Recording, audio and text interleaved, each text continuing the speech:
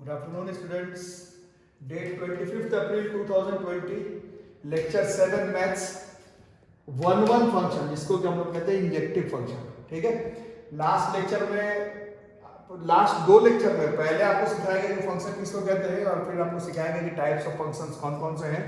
उसी समय मैंने बताया था कि टाइप्स ऑफ फंक्शंस के क्वेश्चंस वहां पर नहीं बता जाएंगे. अब धीरे धीरे टाइप्स ऑफ फंक्शंस हम लोग डिस्कशन करेंगे. तो जो सबसे इंपॉर्टेंट बोले चाहे जो बोले, पहला नंबर जो फंक्शन आपको क्लास 12th मैथ्स में पढ़ना है वो हमारा 1-1 फंक्शन. कल बताए गए थे वीडियो में. इसी फंक्शन को हम लोग इंजेक्टिव फंक्शन भी कहते हैं. ठीक है. एक बार रिकॉल कर लेते हैं. सेट ए है, सेट बी है. सेट ए के एलिमेंट और सेट बी के एलिमेंट में अगर एक ऐसा फंक्शन हो जो एक डिस्टिंक्ट इमेज बी पर बनाए, मतलब ए सेट के जितने भी एलिमेंट है वो बी सेट के एलिमेंट के साथ अगर डिस्टिंक्ट इमेज बनाए, तो उसी को हम लोग 1-1 फंक्शन कहते हैं. आपको सिखाया गया है. जैसे ये एक एग्जांपल है, कल वाले वीडियो में भी बहुत सारा एग्जांपल दिया गया है. इसमें देखिए ए सेट के सारे एलिमेंट का बी सेट के एलिमेंट के साथ एक डिस्टिंक्ट इमेज, अलग इमेज बन रहा है. इस वजह से ये जो है वो 1-1 फंक्शन है. बी सेट के एलिमेंट छूटे ना छूटे उससे कोई मतलब नहीं है. ए सेट के एलिमेंट का बी सेट के एलिमेंट के साथ डिस्टिंक्ट इमेज बनना चाहिए. ये वाला भी देखे अगर, तो ये भी जो है वो हमारा 1-1 फंक्शन है. ए सेट के एलिमेंट का बी सेट के एलिमेंट के साथ distinct images. This is also an example of 1-1 function. इसको अगर देख लें, कल वाले वीडियो में भी बताया गया था. यहाँ पर देखें ए सेट का दो एलिमेंट का बी सेट में एक ही इमेज बन जा रहा है. ठीक है. तो ये 1-1 फंक्शन नहीं है. It is an example of many 1 function, जिसका कि आज के लेक्चर में काम नहीं है, बट क्लियर रखेंगे. इसको अब अलग रखेंगे. 1-1 फंक्शन डेफिनेशन एक बार और कल भी बताया गया था. फंक्शन ए से B is said to be 1-1 if distinct elements in A have distinct images in B. ठीक है. फिर से नोट करना है तो नोट कर लेंगे. ऐसे तो कल के वीडियो में सब बताया ही होगा. ठीक है, आगे बढ़ो. ठीक है. तो अब बोर्ड्स के एग्जामिनेशंस में अगर बात करें या फिर आप जेईई मेंस एनडीए के एग्जामिनेशन, जेईई एडवांस के एग्जामिनेशन में बात करें, तो इस टॉपिक से मैंने पहले भी बताया कि क्वेश्चन आते हैं एग्जाम में. तो सवाल है कि कैसे पता लगाएंगे कि फलाना जो फंक्शन है वो 1-1 फंक्शन है या नहीं. बोर्ड के एग्जामिनेशन में पता लगाने का तरीका अलग है. एंट्रेंस एग्जामिनेशन या फिर कॉम्प्लिकेटेड क्वेश्चंस को बनाने का तरीका थोड़ा सा अलग है. तो जितने मेथड्स हैं वो मैं बताता हूँ. एनसीईआरटी बुक में सारा मेथड्स नहीं दिया हुआ है, तो आप ट्यूशन के नोट्स को ठीक से बढ़िया से उसको कॉपी में नोट कर लेंगे, नहीं तो नहीं समझ में आएगा. ठीक है. ये पहला मेथड है, मेथड 1. ये तो दिया ही हुआ आपके एनसीईआरटी बुक में, और बोला गया भी है कि बोर्ड के एग्जामिनेशन में वैसे इसी मेथड से बनाने के लिए क्या बोला गया, किसी भी फंक्शन को अगर 1-1 करना है तो आप देख लें फंक्शन fx1 को fx2 के बराबर करें. पहले फंक्शन ऑफ x1 और फंक्शन ऑफ x2 को बराबर करें. अगर x1 और x2 भी बराबर आ गया, ये इफ है, मतलब आपको करना है fx1 को fx2 के बराबर करें, और अगर x1 और x2 भी बराबर हो गया तो वो जो फंक्शन है वो 1-1 फंक्शन होगा. ठीक है. आपके बोर्ड सिलेबस में जितने भी क्वेश्चन एनसीईआरटी आर अग्रवाल के पॉइंट ऑफ व्यू पर, वो इस मेथड से बन जाएगा. एंट्रेंस एग्जामिनेशन के सारे क्वेश्चन इस मेथड से बनेंगे कि नहीं वो तो बात की बात है. ठीक है. इस मेथड को आप लोग लिख लेंगे. यही पहला मेथड है. f function is 1-1 when fx1 बराबर fx2. अगर fx1 fx2 बराबर है और अगर आप प्रूफ करके दिखाएं कि x1 और x2 भी बराबर है, तब वो जो फंक्शन होगा वो 1-1 फंक्शन होगा. ठीक है. इसको जूम कर लें और एक एग्जांपल के थ्रू देखें. पहले एक बार देख लें. देखो एक क्वेश्चन कह रहा है, show that function A set से बी सेट. तो ए सेट भी दुनिया का सारा रियल नंबर है, बी सेट भी दुनिया का सारा रियल नंबर है. ये मालूम होना चाहिए, है ना. इस क्वेश्चन में ए सेट भी दुनिया का सारा रियल नंबर, बी सेट भी दुनिया का सारा रियल नंबर, और फंक्शन कह रहा है 3 - 4x. ये 1-1 है या फिर नहीं, ये आपको प्रूफ करने के लिए बोला गया. वेदर दिस फंक्शन इज 1-1 और नॉट. क्या मेथड बताया गया, आप पहले fx1 को fx2 को बराबर कर दो. मतलब 3 - 4x1 को 3 - 4x2 के बराबर कर दिया. 3 कट गया, माइनस कट गया, 4 कट गया, x1 x2 बराबर आ गया. तो ये जो फंक्शन है वो 1-1 फंक्शन हो जाएगा. ये एकदम साधारण तरीका है, और जो लोग पढ़ रहे होंगे, घर पर देख रहे होंगे, एल्जेब्रिक टाइप के जितने क्वेश्चन है उसको इस मेथड से बनाना वैसे में भी काफी आसान है. फंक्शन ऑफ x1 को फंक्शन ऑफ x2 के बराबर करके देखो, और अगर x1 x2 के बराबर आ गया तो वो फंक्शन जो है वो 1-1 फंक्शन हो जाएगा. आज मैं सिर्फ मेथड बताऊंगा, इसके क्वेश्चंस कल के लेक्चर में आएंगे. आज मैं 3 मेथड आप लोगों को जो क्लास 12th में जानना है वो मैं बताऊंगा. बहुत सारे क्वेश्चंस मेंस के एडवांस के स्कूल एनसीईआरटी का वो मैं कल के लेक्चर में डालूंगा. ठीक है. चलो ये तो पहला मेथड हो गया। क्या करना, फंक्शन को 1 1 करना है तो पहले fx1 को fx2 के बराबर कर दो और फिर देखो अगर x1 x2 भी बराबर आ गया तो जो फंक्शन है वो इंजेक्टिव फंक्शन या फिर 1 1 फंक्शन होगा। ठीक है, पहला मेथड। दूसरा मेथड देखिए, ये हम लोग एज अ मैथ्स टीचर हम लोग सिखाते हैं, एज एन इंजीनियर हम लोग सिखाते हैं कि एंट्रेंस एग्जामिनेशन में आपको इन सब मेथड्स पर ज्यादा फोकस करना है। एंट्रेंस एग्जामिनेशन में you have to focus on these methods. ठीक है, ग्राफिकल मेथड तरीका देख लो पहले अच्छे से। क्या करना है, ये जो क्वेश्चन था 3 - 4x, इसका ग्राफ प्लॉट करना है। ठीक है, तो अब इसमें जो लोग बच्चे लोग का पूरा बेसिक्स क्लियर नहीं है 9th 10th 11th में, उन लोग को दिक्कत होगा जिनको सारा ग्राफ प्लॉट करना नहीं आता है, because this is an example of linear function. तो ये इसका ग्राफ तो कोई भी प्लॉट कर लेगा, बट सारा क्वेश्चन का ग्राफ बनाना थोड़ा मुश्किल है, इसलिए हम लोग 3 मेथड ध्यान से सीखेंगे, जो काम कर जाए उसको इस्तेमाल कर लेंगे। फिलहाल इस क्वेश्चन को समझने के लिए जो 3 - 4x इसका ग्राफ बनाना। 9th क्लास में आपने सीखा लीनियर इक्वेशन इन 2 वेरिएबल है, इसका ग्राफ स्ट्रेट लाइन आएगा, x की वैल्यू जो पुट करेंगे y की वैल्यू आ जाएगी। ये ग्राफ प्लॉट करें तो आपको आता है x का वैल्यू 0 पुट कर दिए तो y की वैल्यू 3, x का वैल्यू 1, y की वैल्यू -1, x का वैल्यू -1, y का वैल्यू 7, इस पे पुट करेंगे तो आ जाएगा। ये तो 9th में पढ़ना था। ये ग्राफ है ब्लैक वाला, ठीक है, ये हमारा ग्राफ है, ग्राफ ऑफ y बराबर फंक्शन ऑफ x का ये ग्राफ है। ठीक है, अब मेथड देखो, यहाँ पर थोड़ा जूम करो और देखो मेथड क्या कहता है। आफ्टर प्लॉटिंग द ग्राफ, पहले ग्राफ ड्रॉ कर लो, फिर एक लाइन खींचो, ड्रॉ अ लाइन, एक लाइन खींचो। ये सब आपके एनसीईआरटी बुक में नहीं है, आर्ट्स अग्रवाल में नहीं है, इसलिए ये सब अभी आपको ट्यूशन में ठीक से सीखना पड़ेगा। After plotting the graph, graph plot करने के बाद एक लाइन खींचना है जो कि एक्स एक्सिस के पैरेलल होना चाहिए। समझ आ रहा है, पहले ग्राफ प्लॉट करो फिर एक लाइन खींचो जो कि एक्स एक्सिस के पैरेलल होना चाहिए। अब अगर वो जो लाइन है ये cut the given line in exact 1 point, वो जो तुमने लाइन खींचा है एक्स एक्सिस के पैरेलल, वो गिवन लाइन को अगर एक ही जगह पर अगर कट कर रहा होगा तो वो फंक्शन 1 1 फंक्शन होगा। These topics are not given in your book, so you have to make sure that you write all the topics that are discussed in this lecture. ठीक है, जैसे इसी क्वेश्चन में ये ब्लैक वाला ग्राफ था। ठीक है, फिर क्या खींचने के लिए बोला गया, कोई भी एक लाइन खींचो लेकिन वो एक्स एक्सिस के पैरेलल होना चाहिए। जैसे कि मैंने ये लाल वाला खींचा, आप कहीं पर भी खींच सकते हैं ये लाइन एक्स एक्सिस के पैरेलल। कितने जगह पर कट कर रहा है इस गिवन लाइन को, सिर्फ एक जगह पर। पहले ग्राफ प्लॉट करो, जो भी प्लॉट करने के लिए बोला गया है, ग्राफ पहले प्लॉट कर लो, उसके बाद एक लाइन खींचो जो कि हमेशा एक्स एक्सिस के पैरेलल खींचना है।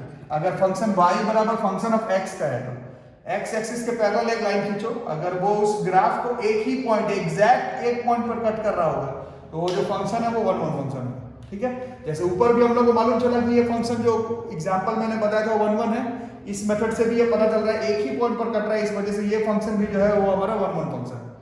ठीक है, बहुत सारे क्वेश्चंस कल बताऊंगा, आज मेथड्स क्लियर रखेंगे, बट अभी मैंने थोड़ी देर पहले बताया ग्राफ प्लॉटिंग का आइडिया नहीं है तो इस मेथड में आपको दिक्कत होगा। ठीक है, अब एक थर्ड मेथड भी देखो, थर्ड मेथड देखो, थर्ड मेथड देखो, थर्ड मेथड देखो, थर्ड मेथड देखो, दिस इज कैलकुलस मेथड। ठीक है, ये जो मेथड है कैलकुलस मेथड है। अब जो लोग इंटेलिजेंट बच्चे लोग हैं उन लोग समझ रहे हैं कैलकुलस आपको 4 चैप्टर के बाद क्लास 12 में पढ़ना है। तो कुछ बच्चे बोल सकते हैं कि अभी तो ये हम लोग को मालूम ही नहीं है, बट मेथड बताना मेरा काम है ना, क्योंकि आपको वैसे में भी जेईई मेंस का एग्जाम, जेईई एडवांस का एग्जाम, बोर्ड का एग्जाम थोड़ी कल देना है, पूरा सिलेबस पढ़ने के बाद ही। तो ये कैलकुलस मेथड आगे भी मतलब 4th 5th चैप्टर जब हम लोग सीखेंगे डिफरेंशिएशन, उसमें भी आएगा, तो वहां पर भी याद रखेंगे, अभी भी सीखेंगे। अभी कुछ मैंने बेसिक्स क्वेश्चन बताया क्योंकि बेसिक डिफरेंशिएशन का काम है जो कि आप 11th 12th के फिजिक्स में भी करते हैं। है क्या, देखो यही फंक्शन था y बराबर 3 - 4x, इसको डिफरेंशिएट करना है विथ रिस्पेक्ट टू x। अगर y फंक्शन ऑफ x है, अगर y फंक्शन ऑफ x है तो डिफरेंशिएट भी विथ रिस्पेक्ट टू x ही करना है। डिफरेंशिएशन आप लोगों में से ज्यादातर लोग को आता है 3 का 0, माइनस का माइनस, x का 1 और 4, तो ये माइनस आया। ठीक है, डिफरेंशिएशन किए तो -4 आया जो कि लेस देन 0 है। कितना है ये, लेस देन 0। अब इस नोट को पहले देख ले, पहले लिख लेना, फिर मैं समझाऊंगा। A function f a से b is a 1 1 function if it is either strictly increasing or strictly decreasing। समझ में आ रही है बात? एक फंक्शन को 1 1 प्रूफ करने के लिए एक और तरीका है, आप उस फंक्शन को या तो स्ट्रिक्टली इंक्रीजिंग प्रूफ कर दीजिए या फिर स्ट्रिक्टली डिक्रीजिंग। अब ये स्ट्रिक्टली इंक्रीजिंग और स्ट्रिक्टली डिक्रीजिंग आप लोगों को सेकंड बुक में फर्स्ट चैप्टर में पढ़ना है, मतलब अभी से 3 4 महीने बाद सीखना है।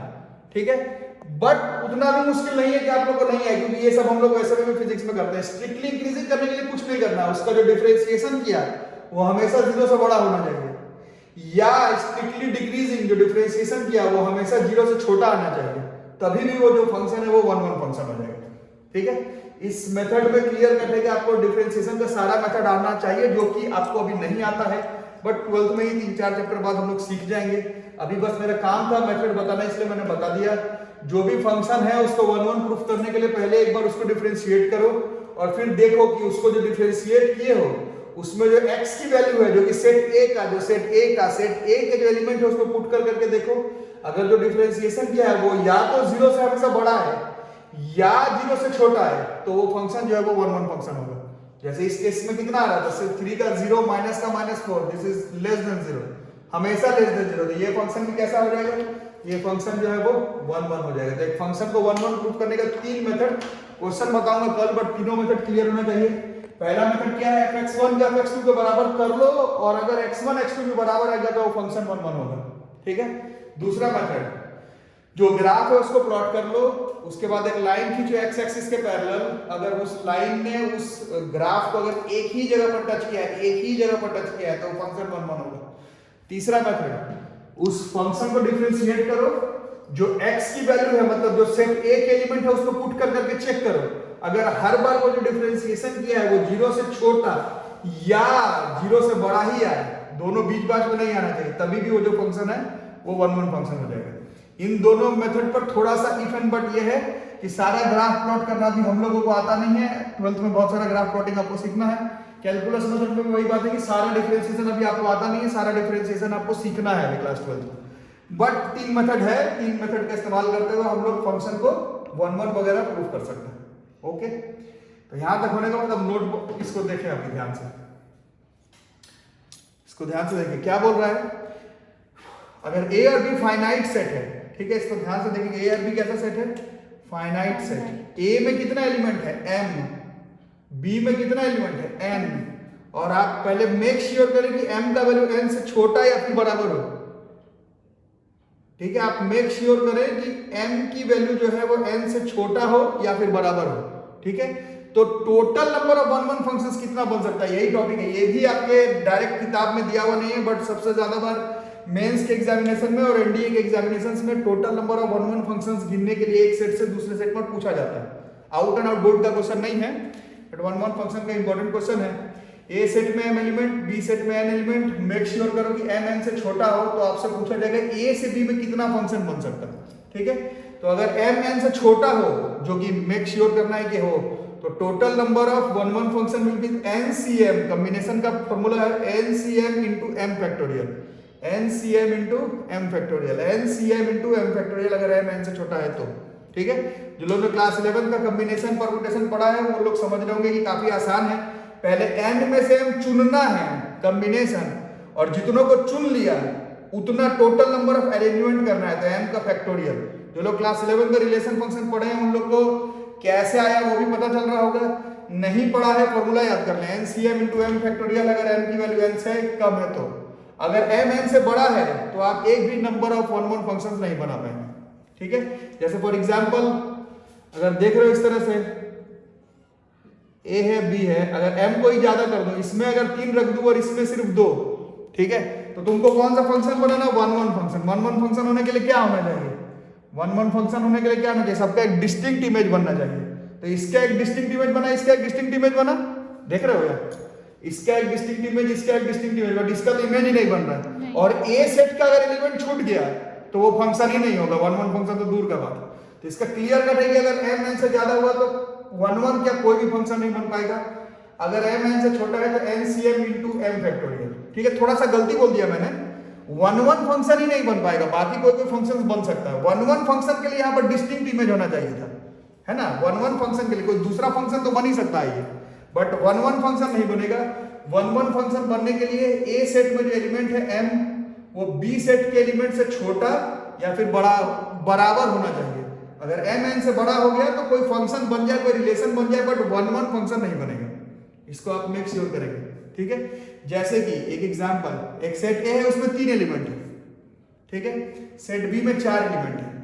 ठीक, अब नंबर ऑफ इंजेक्शंस मतलब 1 functions that can be defined from A to B, A to B, A to B, A to B में कितना फंक्शन बन सकता है, ठीक है। तो देख रहे हो ए में 3 एलिमेंट है, बी में 4 है, मतलब m n से छोटा है तो इसमें चलेगा। m की वैल्यू 3 है, n की वैल्यू 4 है, तो इसमें m जो है वो n से कम है। तो टोटल नंबर ऑफ फंक्शंस, अभी फॉर्मूला आपको बताया गया NCM, तो 4C3 into 3 फैक्टोरियल। जिन्होंने कॉम्बिनेशन पढ़ा है उन लोगों को मालूम होगा 4C3 is 4 factorial, 1 factorial, 3 factorial और ये 3 फैक्टोरियल, ये दोनों कट जाएगा। 4 फैक्टोरियल इज 4 3 2 1, दिस इज 24, तो this is 24 is it's answer, ठीक है। इसको क्लियर कट रखेंगे, ए सेट का एलिमेंट बी सेट के एलिमेंट से कम या फिर बराबर होना चाहिए। अगर ए में बी से ज्यादा एलिमेंट है तो कोई फंक्शन, कोई रिलेशन बन जाए, 1 फंक्शन तो नहीं बनेगा। जिनका क्लास 11 क्लियर है रिलेशन परमुटेशन कॉम्बिनेशन, वो जान भी ले कहां से आया है। नहीं भी क्लियर है, फॉर्मूला याद कर ले, NCM into m फैक्टोरियल, अगर m n से छोटा है नहीं बनेगा 1 फंक्शन, अगर m n से बड़ा है, ठीक है। तो ये 3 मेथड याद रखेंगे आप लोग 1 फंक्शन का। तीनों मेथड अगर आप लोग क्लियर कर लेंगे, घर पर अभी रिवाइज कर लेंगे, तो कल इसके ढेर सारे क्वेश्चंस स्कूल के एंट्रेंस एग्जामिनेशन के जितने हैं वो आपको बता जाएगा। 3 मेथड है, इसका भी इस्तेमाल करेंगे, इसका करेंगे, ज्यादातर इसका इस्तेमाल करेंगे क्योंकि एनसीईआरटी में ये वाला मेथड पर पहले फोकस करने के लिए बोला गया है। इसको नोट कर लें, फॉर्मूला को देख लें, स्क्रीनशॉट ले लें। बाकी के कल के लेक्चर में हम लोग देखेंगे कौन सा क्वेश्चन इंपॉर्टेंट, ठीक है। और आप लोग से मैं कहना चाहूंगा बच्चों, मैंने अपने वीडियो को एनालाइज किया है और वीडियो को यूट्यूब पर एनालाइज करने पर पता चला है कि कुछ काफी सारे मेरे व्यूअर्स ऐसे हैं जिन्होंने सब्सक्राइब नहीं किया है, किसी कारणवश छूट गया होगा। तो आप मेक श्योर करें कि चैनल को सब्सक्राइब कर लें, नहीं तो बीच बात का वीडियो छूट जाएगा अगर नोटिफिकेशन आपका ऑन नहीं होगा तो फिर आप ही को नुकसान होगा और किसी को नहीं, ठीक है। Thank you.